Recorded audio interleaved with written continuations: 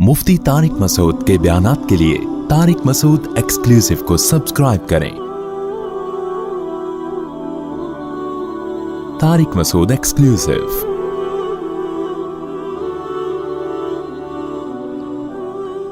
और तीसरे नंबर पर पैसे की हिफाजत, वो भी शरीयत में है।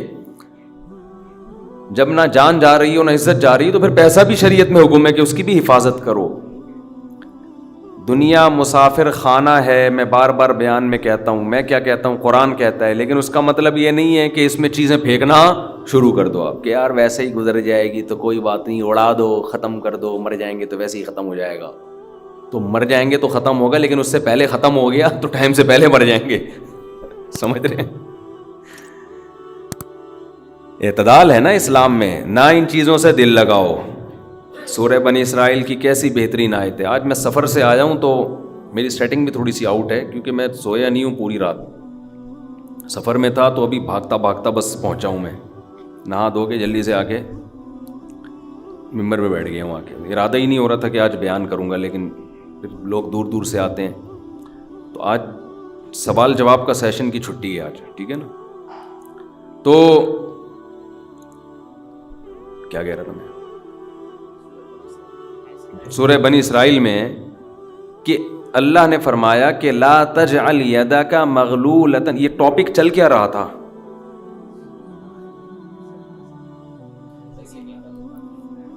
तहारत की बात, तो वो तो मुझे भी पता चल रही थी। यानी ये लाके कहाँ से इज्जत और पैसे की बात नहीं यार, जो रिश्ते में वो भी एक बात की बात है। सोचें आप, ये कहाँ किताब के बारे में नहीं,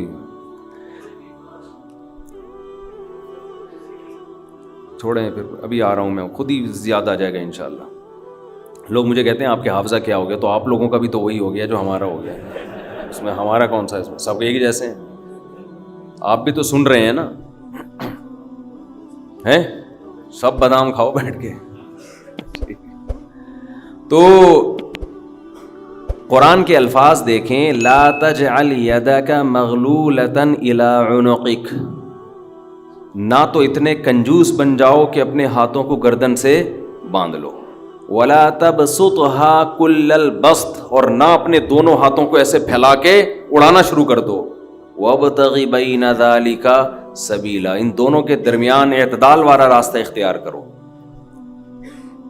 अच्छा, हर आदमी कहता है मैं एतदाल से चल रहा हूं, ना मैं इतना ऐसे उड़ा रहा हूँ और ना मैं कंजूस हूँ, क्योंकि मैंने उस दिन मेरी गाड़ी का शीशा एक बंदे ने साफ़ किया था, मैंने उसको 10 रुपए दिए थे, मैं तो बिल्कुल भी कंजूस नहीं हूँ।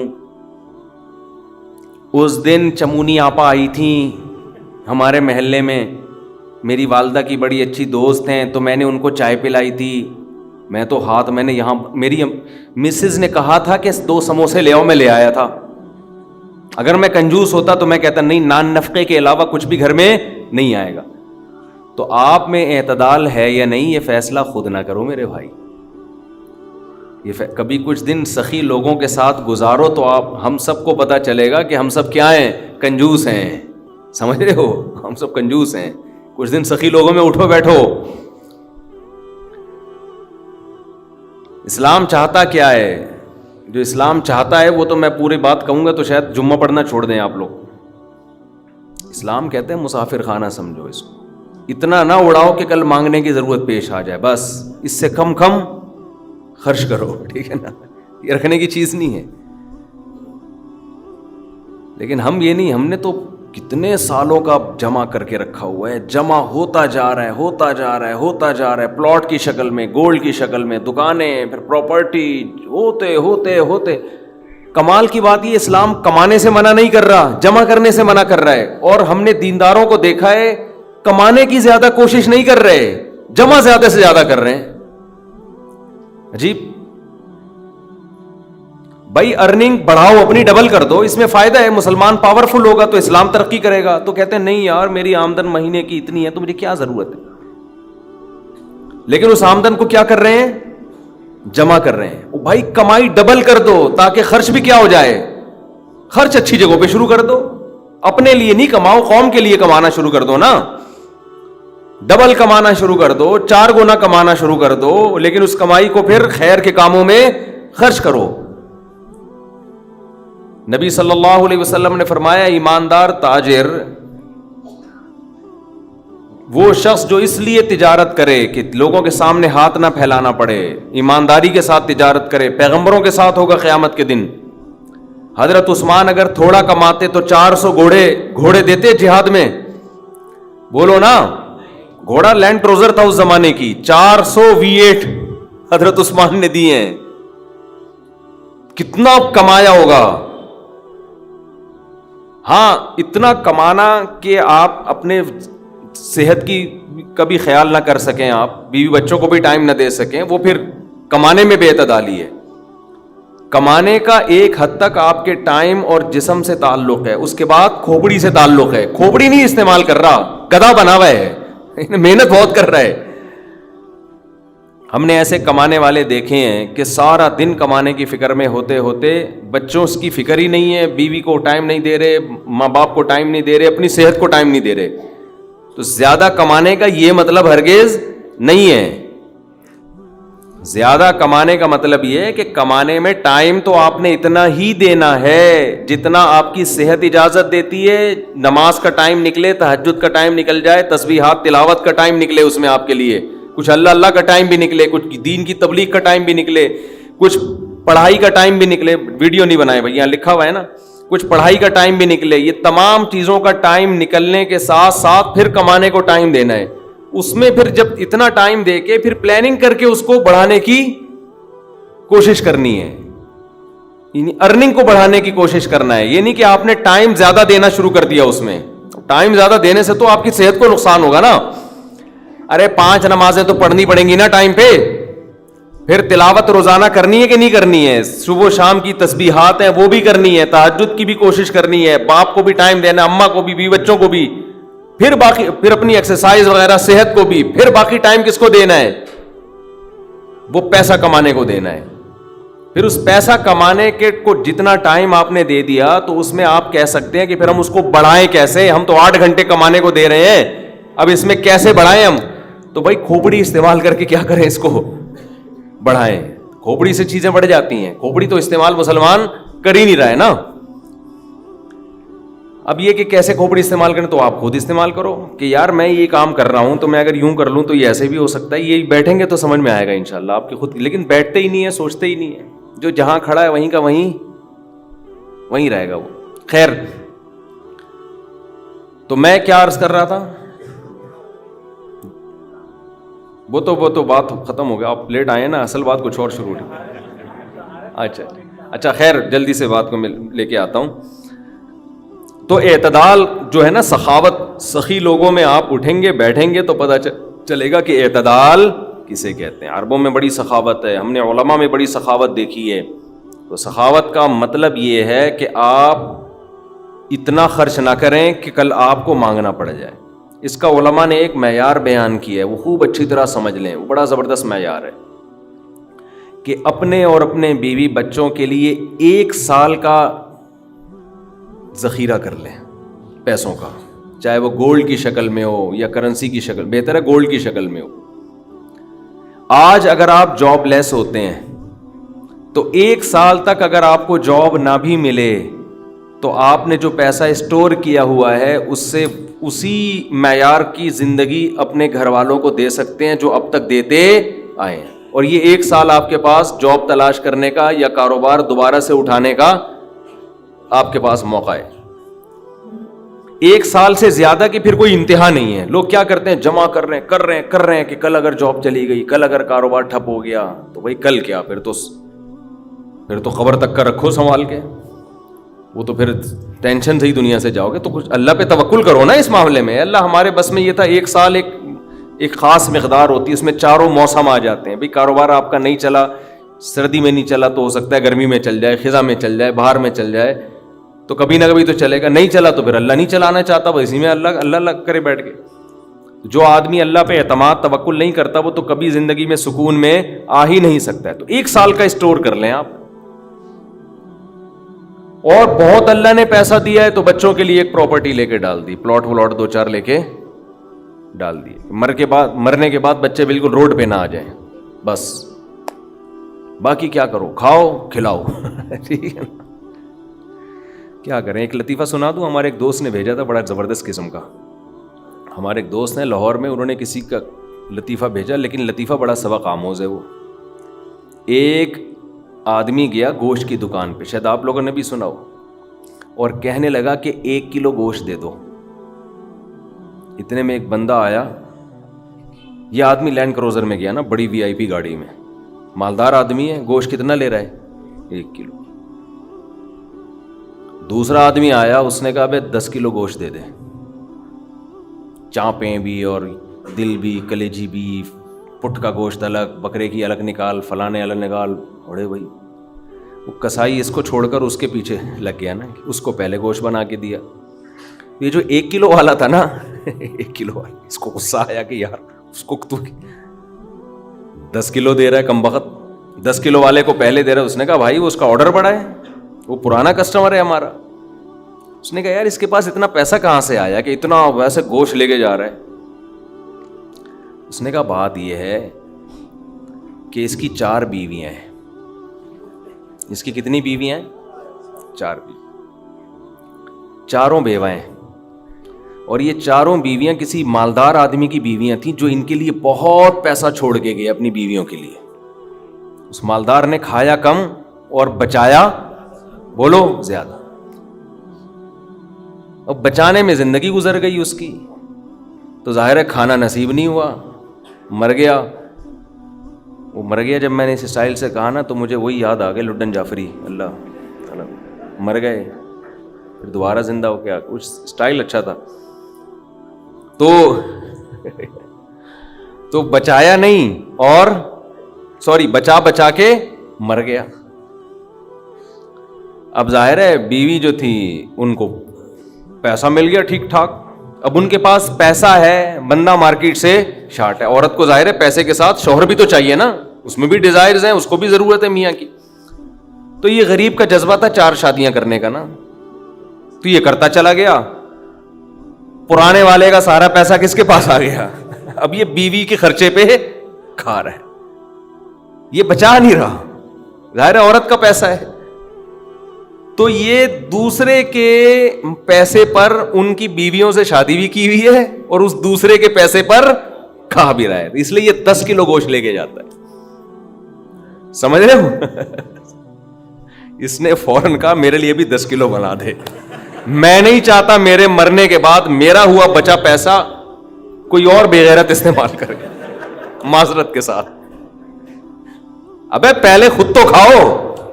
اس وقت جو تمہاری حاضر سروس بیوی ہے, بولو تم جب تک میری بیوی ہو تو کھاؤ, ٹھیک ہے نا, تم بھی کھاؤ میں بھی کھاؤں گا.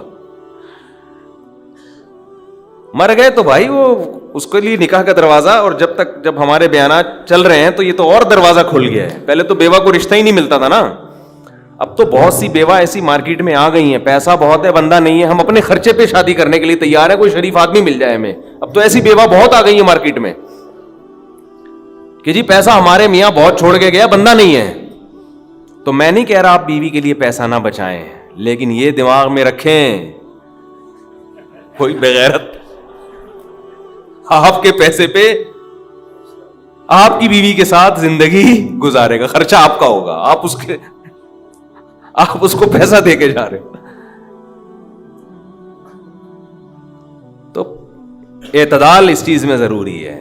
ایسے لاوارث نہ چھوڑو اپنے بیوی بچوں کو, لیکن اعتدال اتنا بھی نہ دو کہ ہری ہری سوجنا شروع ہو. بچوں کے لیے بھی بناؤ کچھ. خیر, کہاں سے کہاں بات چلی گئی یار, تو جلدی سے بات کو سمیٹتا ہوں. کیا کروں, پھر گھوم پھر کے ادھر ادھر دائیں بائیں جانے لگتے ہیں. تو یہ میں ان لوگوں کے لیے یہ لطیفہ ہے جو بہت زیادہ بچانے کی فکر کرتے ہیں. میں کہتا ہوں نا, آپ اپنی اولاد کے لیے بچا رہے ہو, اپنی اولاد کے لیے بچا رہے ہو, کھا نہیں رہے, نہ خرچ کر رہے ہو بچوں کے, تو بچے پھر جب بچوں کے پاس آئے گا تو وہ اپنے بچوں کی فکر میں بچائیں گے. تو آپ بھی تو خود کسی کے بچے ہو نا, آپ کھاؤ, بولو مجھے اپنے ابا کے بچوں کی فکر ہے, میرے ابا نے میرے لیے چھوڑا تھا, میرے بچوں کے لیے تھوڑی چھوڑا تھا.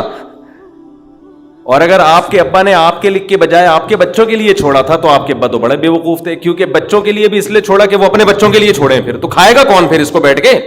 بات یہ کہ اللہ پہ اعتماد اور توکل بالکل ختم. یہ بھول گئے ہیں کہ جب انسان دنیا میں آتا ہے تو صرف پیٹ نہیں لے کے آتا, 2 ٹانگیں 2 ہاتھ کمانے کے لیے لے کے بھی آتا ہے. آپ کا بچہ اپاہج ہے تو سمجھ میں آتی ہے بات, 2 ہاتھ 2 ٹانگیں تو بھائی جیسے آپ نے کمایا وہ بھی کمائے گا انشاءاللہ. جب آپ پیدا ہوئے تھے خدا نے آپ کی ماں کی چھاتیوں میں آپ کے لیے رزق پیدا کیا تھا, آپ کا بچہ پیدا ہوا تو اس کی ماں کی چھاتیوں میں بھی خدا نے رزق پیدا کیا ہے. تو اس کا مطلب رزق بچہ لے کر آ رہا ہے. تو فکر کرو اعتدال کے ساتھ, اس کو سروں پہ مسلط نہ کرو, مسلط نہیں کرو. مسلط اتنی کرو کہ بس میں نے کمانا ہے, بیوی بچوں کو فی الحال کھلانا ہے میں نے, اس کے علاوہ رزق کے دروازے کھل رہے ہیں تو کھلے, جتنا اللہ کھول دیتا ہے. بعض دفعہ نہیں کھولتا اللہ تعالیٰ, یبسط الرزق لمن یشاء ویقدر, جس کے لیے چاہتا ہوں رزق کھول دیتا ہوں, جو جس کے لیے نہیں چاہتا وہ ایڑیاں کس رگڑ لیتا ہے مگر رزق کا دروازہ نہیں کھولتا. تو ٹینشن کس بات کی ہے, یہ تو اللہ کے ہاتھ میں ہے. آپ نے کوشش کرنی ہے, نتیجہ آپ کے ہاتھ میں نہیں ہے. اللہ غریب رکھے تو بھی خوش, انجوائے کرو یار, جس نے مجھے کھلا دیا تو بس میری ضرورت بھی 2 پراٹھے ہیں تو میرے بچوں کی بھی یہی ضرورت ہے, اللہ ان کو بھی کھلا دے گا. اللہ میں لاہور سے آیا ہوں, پراٹھا آتے ہی پراٹھا کھایا ہوٹل پہ جا کے, اتنا مزہ آیا کہ سبحان اللہ, نہیں ملتے پنجاب میں یہ والے پراٹھے. یہ چیز نہیں ہے پنجاب میں. پنجاب میں لسی ہے, پائے ہیں ہوں گے بھائی, یہ چیز نہیں ہے بھائی. رفیع بھائی بہت دیکھ لیا, مایوس ہوتا ہے نا انسان جا کے, وہ ناشتے کا وہ لک ہی نہیں آ رہا ہوتا. تو ہماری ضرورت بس یہی ہے. تو اللہ دے دے تو ٹھیک ہے بھائی, کچھ بہت دے دیا, کھا پی بھی لیا, استعمال بھی کر لیا, تو چلو یار ایک آدھ بحریہ ٹاؤن میں بچوں کے لیے پلاٹ بنا کے چھوڑ دیا, مرمر آ جائیں گے تو چلو. اس سے زیادہ tension tension tension tension tension آخرت کی ہے. ہمارے ایک دوست نے پراپرٹی لی, اس کے ساتھ ہی قبرستان بھی ہے, تو بار بار وہاں کھڑے ہو کے بول رہے ہیں کہ یار دیکھو, میں ان سے کہہ رہا تھا, ان کو ڈرا رہا تھا, میں نے کہا آپ اپنا پلاٹ دیکھ دیکھ کے خوش ہوتے رہتے ہو, اصل پلاٹ تو یہ ہے, یہاں ہے, تھوڑے دنوں میں کدھر آنا ہے, ادھر آنا ہے. میں نے کہا یہاں آپ جو پلاٹ لیا اس پہ مکان بناؤ گے 10 15 20 سال کی کہانی ہے آپ کی, اس سے زیادہ کہ مجھے سفید بال دیکھ کے لگ رہا ہے کہ ہوگی نہیں. اور یہاں 20,000 25,000 30,000 پتہ نہیں کتنا رہنا پڑے. تو جب اپنی پراپرٹی کو دیکھنے جاؤ, ساتھ میں یہ قبرستان پہ تھوڑی دیر کھڑے ہو کر دیکھ لیا کرو کہ یار آنا کہاں ہے, ادھر ہی. تو اتنا زیادہ خوش ہونے کی بالکل بھی ضرورت نہیں ہے. اس کی تیاری کیا کی ہے, اس قبر کی, اس کی تیاری کرو. اس کی تیاری ہے راتوں کو تہجد, اللہ کے سامنے گڑ گڑانا, نظر کی حفاظت کرنا, حرام کھانے سے اپنے آپ کو بچانا, اپنی اولاد کی اچھی تربیت کرنا. یہ اس کی تیاری ہے اس قبر کی. ذکر کرنا, دیکھو یہ جو ہم ذکر کرتے ہیں نا, لا الہ الا اللہ یا سبحان اللہ والحمد للہ, یہ ہلکے کلمات نہیں ہیں. لوگ اس کو ہلکا سمجھ رہے ہوتے ہیں نا, کہ کوئی تسبیح پکڑ کے لا الہ الا اللہ اللہ اللہ کر رہا ہے بیٹھ کے, کیا کر رہا ہے, ٹائم ویسٹنگ معاذ اللہ. اللہ کو سب سے زیادہ یہ عمل محبوب ہے کہ میرا تذکرہ کر رہا ہے. ہم جب دنیا کا تذکرہ کرتے ہیں, پراپرٹی وہاں چلی گئی, ابے تجھے پتا ہے وہ بھی ہاتھ سے نکل گئی پراپرٹی, اور یہ بھی ہو گیا اور وہ بھی ہو گیا, ابے تجھے پتا ہے آج کل کون سا بزنس چل رہا ہے, صبح و شام دنیا دنیا دنیا جو کرتے ہیں نا, اس میں ہمیں دلچسپی ہے, اللہ کو کوئی دلچسپی نہیں ہے. یہ فنا ہونے والی چیز ہے. اور اگر ہم زبان سے لا الہ الا اللہ اللہ اکبر شروع کر دیں تو اس میں ہمیں دلچسپی نہیں ہے, لیکن اللہ کو اس میں بہت دلچسپی ہے. نبی صلی اللہ علیہ وسلم نے فرمایا اللہ کے ذکر کے علاوہ سب کچھ اس دنیا میں باطل ہے, سب کچھ باطل ہے. دنیا کا تذکرہ بھی اللہ کے لیے ہو تو اچھا ہے. آپ پراپرٹی بھی لے رہے ہیں تو یار اللہ کے لیے لے رہا ہوں میں, کہ اللہ کا حکم ہے کہ سب اڑاؤ نہیں, کچھ اگر اللہ نے وسائل دیے تو کچھ بچا لو اولاد کے لیے, تو اللہ کا حکم ہے تو یہ ذکر بن جائے گا. لیکن ہمارے ایسا نہیں ہے ہمارا مزاج. ہم تو دنیا کے چسکے لے لے کے تذکرے کرتے ہیں ہر وقت. تو یہ اس کی اگر ہم معمول بنا لیں نا, تسبیح ہاتھ میں رکھیں, میں نے دیکھا اس کا بڑا اثر پڑتا ہے. لاشعوری طور پر انسان کی زبان چلنا شروع ہوتی ہے, لاشعوری طور پر. تو عادت ڈالیں اللہ کا نام لینے کی, سے ادھر سے دماغ ہٹے گا. یہ جو گند میں دنیا کے گٹر جو ہمارے حضرت فرمایا کرتے تھے, دنیا کی محبت کے دلوں میں گٹر ابل رہے ہیں, تو سکون کہاں سے ہوگا. سکون خوشبو میں ہوتا ہے, گٹر کی بدبو میں تھوڑی ہوتا ہے. یہ دنیا کی محبت میں بھی اسمیل ہے, ایک بدبو ہے. تو بات میں نے یہاں سے شروع کی تھی کہ اسلام نام ہے طہارت کا, تو طہارت میں عقیدے کی طہارت بھی داخل ہے. تو شرک کیا ہے؟ نجاست. تو اسلام نے یہ بتایا کہ انسان کے علاوہ جو کچھ ہے وہ انسان کی خدمت میں ہے, اس میں مقدس وہ نہیں ہے.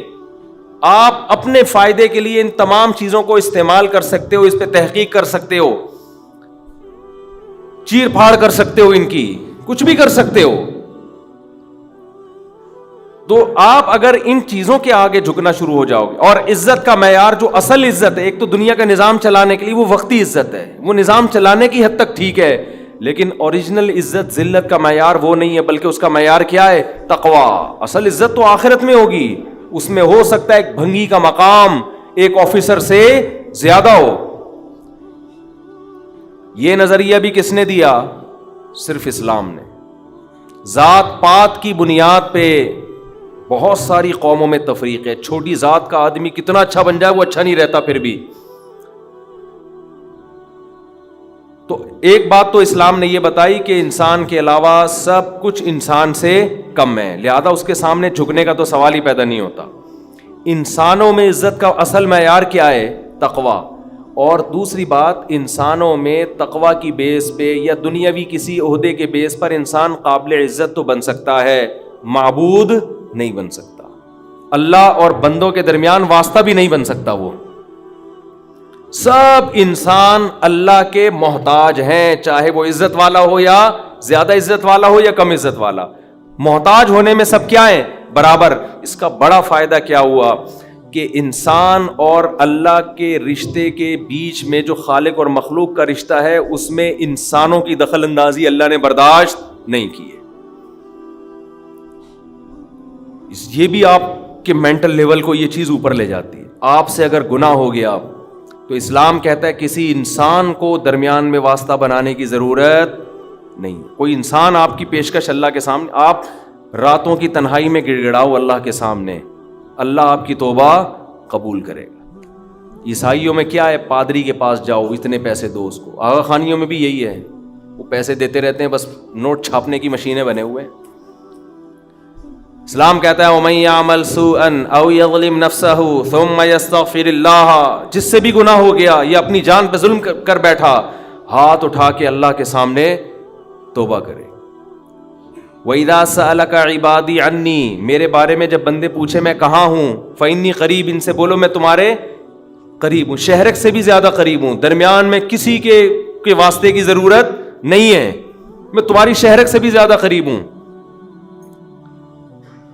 تو کسی کی ایسی تعظیم بھی اسلام برداشت نہیں کر رہا کہ وہ تعظیم میں غلو ہو جائے, کہ آپ اس کو اللہ اور مخلوق کے درمیان میں داخل کر لیں. آپ اللہ یہ بھی برداشت نہیں کرتا کہ اتنی عزت کسی کو دینے کی ضرورت نہیں ہے. وہ تمہاری طرح وہ بھی محتاج ہے, تم بھی محتاجی میں سب کیا ہیں؟ برابر. کتنا اچھا لگتا ہے, اللہ نے کتنا آسان بنا دیا دین کو. جب کوئی ضرورت ہو, کوئی غلطی ہو جائے, اللہ کے ساتھ دعا مانگو, اے اللہ تو اس گناہ پہ مجھے سزا بھی دے سکتا ہے اور معاف بھی تو ہی کر سکتا ہے. تو معاف کرنے کے لیے کسی کی پرمیشن کا محتاج نہیں ہے, سزا دینے کے لیے بھی کسی کی اجازت کا محتاج نہیں ہے. اسی صفت کا واسطہ دے کے انسان بھیک مانگتا ہے کہ اے اللہ تو اپنے فضل سے مجھے معاف کر دے. کسی کو بتانے کی بھی ضرورت نہیں ہے. یہ چیز, یہ خودداری جو اسلام نے آپ کے اندر پیدا کی ہے, یہ بھی اسلام کے علاوہ دنیا کے کسی مذہب میں نہیں ہے. سب برابر ہیں. عبداللہ بن مسعود رضی اللہ تعالیٰ عنہ کے پاس ایک شخص آیا زنا کر کے, کہنے لگا مجھ سے زنا ہو گیا, حج جاری کریں. نبی کے پاس آیا, آپ نے چہرہ موڑ لیا, پھیر لیا چہرہ. کیا مطلب؟ اشارہ تھا کہ اگر ہوا ہے تو اللہ کے ساتھ جا کے توبہ کرو, مجھے کیوں بتا رہے ہو. اس کو پسند نہیں کیا آپ صلی اللہ علیہ وسلم نے. آج پیر صاحب بہت سے علاقوں میں ایسے بنے ہوئے ہیں کہ یہ ہمیں بخشوائیں گے, ان کو بکرے دو, ان کو چڑھاوے دو, ان کو نذرانے دو, ان کو دمبے کھلاؤ, ان کے کندھوں پہ ہم پل صراط پہ پار ہو کے جائیں گے. یہ پیر خود نہیں بچے گا, تمہیں کہاں سے بچائے گا. اس کی حرکتیں دیکھو تم, جو اس طرح کی حرکت, جو انسانوں کو اللہ سے ملانے کے بجائے اپنے آپ نیک بندہ نہیں ہو سکتا. ما کان لبشر ان یکلمہ ما کان لبشر ان یؤتیہ اللہ الکتاب والحکمہ. کسی بشر میں یہ مجال نہیں ہے, قرآن کے الفاظ دیکھو, کسی انسان کی یہ مجال نہیں ہے کہ اللہ اسے نبوت دے دے پھر وہ لوگوں کو اللہ کا غلام بنانے کے بجائے اپنا غلام بنانا شروع کر دے. کسی بشر میں یہ مجال نہیں ہے, کیونکہ جب اللہ نبوت دیتا ہے تو اس بشر میں اللہ کی عظمت اور جلال بیٹھ جاتی ہے. جلال بیٹھنے کے نتیجے میں وہ لوگوں کو کبھی بھی اپنی طرف دعوت نہیں دے گا. صحابی نے دیکھا اونٹ نے نبی کو سجدہ کیا تو صحابہ نے عرض کیا یا رسول اللہ آپ ہمیں بھی اجازت دیں سجدہ کروں. آپ نے فرمایا نا نا نا نا. آج بتاؤ کوئی کسی جاہل پیر کے ساتھ یہ منظر ہو, کوئی جانور آ کے سجدہ کر لے, وہ تو خوشی سے پاگل ہو جائے گا. وہ تو کہے گا دیکھو جب یہ کر رہا ہے تو تم کیوں نہیں کر رہے. نبی نے اپنے گھر سجدہ کرنے سے منع کیا. آپ صلی اللہ علیہ وسلم نے فرمایا اللہ یہود و نصارہ پہ لعنت کرے, انہوں نے اپنے پیغمبروں کے دنیا سے جانے کے بعد اپنے پیغمبروں کی قبروں کو سجدہ گاہ بنا لیا, اپنے پیغمبروں کی قبروں کو عیدگاہ بنا لیا, جیسے عید میں میلے ٹھیلے ہوتے ہیں. اسی وجہ سے پیغمبر صلی اللہ علیہ وسلم کی قبر پہ میلے ٹھیلے رش لگا کے بیٹھنا اس کی اجازت نہیں ہے. بس صلاۃ و سلام پڑھیں اور وہاں سے نکل جائیں. کیسی حفاظت کی. دنیا میں سب سے افضل انسان, جس سے افضل اس کائنات میں کوئی پیدا ہوا ہی نہیں, وہ محمد صلی اللہ علیہ وسلم ہے. لیکن آپ کی قبر پہ نہ کبھی سجدہ ہوتا ہے, نہ کوئی میلے ٹھیلے لگتے ہیں, نہ آپ کی قبر کی طرف رخ کر کے آپ سے دعائیں مانگی جاتی ہیں. یہی آپ کے سب سے افضل ہونے کی سب سے بڑی دلیل ہے کہ انہوں نے اپنی عبادت نہیں کروائی. کبھی ہم قبر پہ یہ نہیں کہتے کہ یا رسول اللہ آپ ہماری مدد کر دیں, یہ شرک ہے. صحابہ نے ہمیشہ نبی سے دعا کی درخواست کی ہے کہ آپ اللہ سے یہ درخواست کر دیں. دیکھو قرآن کے الفاظ, بس یہ آیت پڑھ کے بیان ختم کرتا ہوں.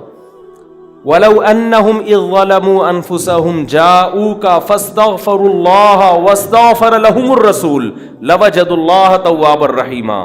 پیغمبر کی پوزیشن کو واضح کیا قرآن نے کہ اگر ان سے اپنی جان پہ ظلم ہو, گناہ کر بیٹھیں, تو اگر یہ اللہ سے توبہ کریں گے یا آپ کے پاس آئیں گے اور آپ بھی اللہ سے ان کے لیے توبہ کریں گے تو یہ اللہ کو غفور اور رحیم پائیں گے. کیا مطلب؟ یہ نہیں کہا کہ نبی کو غفور رحیم پائیں گے, نہ یہ گناہ معاف کرنا یہ نبی کا وظیفہ نہیں ہے. نبی کے پاس اگر آپ جائیں گے تو اس لیے کہ یا رسول اللہ آپ اللہ کے نیک بندے, آپ اللہ سے ہمارے لیے دعا کریں. ہم بھی کر رہے ہیں, آپ بھی کریں دعا. تو نبی کے لیے جب آیا تو وَاسْتَغْفَرُوا الرَّسُولَ نہیں ہے کہ رسول سے استغفار کریں, نہ رسول بھی کس سے استغفار کریں گے؟ اللہ سے. علماء کہتے ہیں درود شریف جو ہم پڑھتے ہیں نا, اللہم صلی علی محمد, اے اللہ محمد صلی اللہ علیہ وسلم پر رحمتیں بھیج, اس درود میں عقیدہ توحید اور زیادہ راسخ ہو جاتا ہے کہ ہمیں یہ سکھایا گیا ہے کہ جیسے ہم اللہ کی رحمت کے محتاج, پیغمبر صلی اللہ علیہ وسلم بھی اللہ کی رحمت کے محتاج ہیں. ہاں ہمارے درود کے محتاج اگرچہ نہیں ہیں, ہمیں جو حکم دیا جاتا ہے وہ اس لیے تاکہ ہم بھی سمجھ جائیں, لیکن ہمیں حکم دیا کہ اللہ سے دعا مانگو کہ آپ پر خصوصی رحمتیں نازل فرمائے. اس سے پتہ چلتا ہے کہ نبی بھی کس کے محتاج ہیں؟ اللہ کی رحمت کے محتاج. ہمیں دعا کا حکم دیا گیا اور ظاہر ہے اسی لیے دیا گیا کہ یہ دعا اللہ قبول کرے گا اور اپنے نبی پر رحمتیں بھیجے گا. تبھی نبی نے فرمایا جو مجھ پر میرے لیے رحمت کی دعا کرتا ہے اللہ اس پہ 10 رحمتیں بھیجتے ہیں. اس سے پتہ چلا کہ نبی بھی یہ چاہتے تھے کہ مجھ سے نہ مانگا جائے بلکہ میرے لیے کس سے مانگا جائے؟ اللہ سے. میں نے جو کہا ہماری دعا کے محتاج نہیں, مطلب یہ ہے کہ ہم اگر دعا نہیں مانگیں گے تو اس خوش فہمی میں نہ رہے کہ اللہ کی رحمت نبی پہ نہیں ہوگی, تو پھر بھی ہوگی. لیکن ہمیں دعا مانگنے کا حکم اس لیے دیا گیا تاکہ یہ کانسیپٹ اچھی طرح ہمارے دماغ میں بیٹھ جائے کہ ہم نے بھی نبی سے نہیں مانگنا بلکہ نبی کے لیے بھی کس سے مانگنا ہے؟ اللہ سے مانگنا ہے. اور نبی اس پہ خوش ہو رہے ہیں کہ میرے لیے کس سے مانگا کرو؟ اللہ سے. خوشخبریاں دے رہے ہیں کہ تم میرے لیے اللہ سے مانگو گے. دیکھو جس میں تواضع ہوتی ہے وہ آپ کو دعا کے لیے کہے گا, جس میں تکبر ہوتا ہے وہ کبھی آپ کو کہے گا دعا کے لیے؟ وہ کہے گا یار میرے لیے دعا کرو کہ اللہ میری حاجت پوری کر دے. وہ نہیں کہے گا, وہ کہے گا تو کون ہوتا ہے میرے لیے دعا کرنے والا؟ میرا خود اللہ سے اتنے تعلقات ہیں, میں خود ہی کہہ دوں گا. لیکن جو چاہتا ہے کہ مجھ پر اللہ کی رحمت ہو وہ ہر ایک سے کہہ رہا ہوتا ہے بھائی میں خود تو مانگ رہا ہوں, شاید اللہ آپ کی سن لے, آپ بھی اللہ سے میرے لیے دعا مانگیں. تو یہ اس کی علامت ہے, یہ اپنے آپ کو اللہ کی رحمت کا, دعا کا بہت زیادہ محتاج سمجھتا ہے. ہمارے نبی سب پیغمبروں کے سردار, لیکن تواضع کتنی, امت کو ترغیب دے رہے ہیں کہ میرے لیے اللہ سے کیا مانگا کرو, دعا مانگا کرو. اور ترغیب دی کہ جو میرے لیے ایک دفعہ رحمت کی دعا مانگے گا اللہ اس کو خوشخبری دے رہا ہے کہ اللہ اس پہ 10 رحمتیں نازل کرے. اور فرمایا جمعے کے دن مجھ پہ زیادہ درود بھیجا کرو. کیا مطلب, درود بھیجنا کیا ہے, نبی کے لیے اللہ سے دعا مانگنا. تو اسلام نے شرک کی بنیادوں کو جڑ سے اکھاڑ دیا کہ نہیں اکھاڑ دیا؟ اس کے بعد بھی کوئی اگر یا رسول اللہ مدد کہتا ہے, یا رسول اللہ انظر حالنا واسمع قالنا, اور نبی سے دعائیں مانگتا ہے, تو آپ سوچو وہ 180 ڈگری کے زاویے پر چل رہا ہے اسلام کی تعلیمات سے. اسلام ادھر اور وہ بالکل اس کے اگینسٹ. بار بار حکم دے رہا ہے اسلام کے نبی کے لیے دعا مانگو, کس سے؟ اللہ سے. خصوصی رحمتوں کی دعا مانگو نبی کے لیے. اور نبی نے یہ بھی فرمایا کہ اذان کے بعد میرے لیے مقام محمود کی دعا مانگو اللہ سے. ایک مقام ہے جو ایک ہی شخص کو ملے گا اس کائنات میں. نبی نے فرمایا مجھے امید ہے شاید مجھے مل جائے, تو اللہ سے دعا مانگا کرو. وَبَعَثْهُ مَقَامًا مَحْمُودًا الَّذِي وَعَدتَّ. تو نبی ہمیں دعائیں سکھا کے گئے کہ میرے لیے بھی قیامت تک دعا مانگتے رہو. کیسی عقیدہ مضبوط کیا ہے کہ بھائی محتاج ہی میں سب کس کے برابر ہیں, سب ایکول ہیں, سب اللہ کے محتاج. تو اللہ تعالی ہمیں شرک کی نجاست سے, گندگی سے توبہ نصیب فرمائے, اور ہماری ناک کے جو سینسر ہیں نا ان کو اللہ ایکٹیو کر دے کہ ہمیں شرک میں اسمیل محسوس ہونا شروع ہو جائے. ابھی وہ ڈیمیج ہو چکے ہیں قبروں پہ سردے دیکھ دیکھ کے اور شرک کر کر کے اور بت پرستی دیکھ دیکھ کے. جب آپ توحید کے, میں جب برما فرسٹ ٹائم گیا منمار, میں نے پہلی مرتبہ کسی بت کے سامنے کسی انسان کو زندہ بیٹھے ہوئے, یوٹیوب میں تو دیکھا تھا, سچی مچی کا پہلی مرتبہ دیکھا. میری جو کیفیت ہوئی ہے نا وہ ناقابل بیان ہے. میں نے فرسٹ ٹائم یہ منظر دیکھا.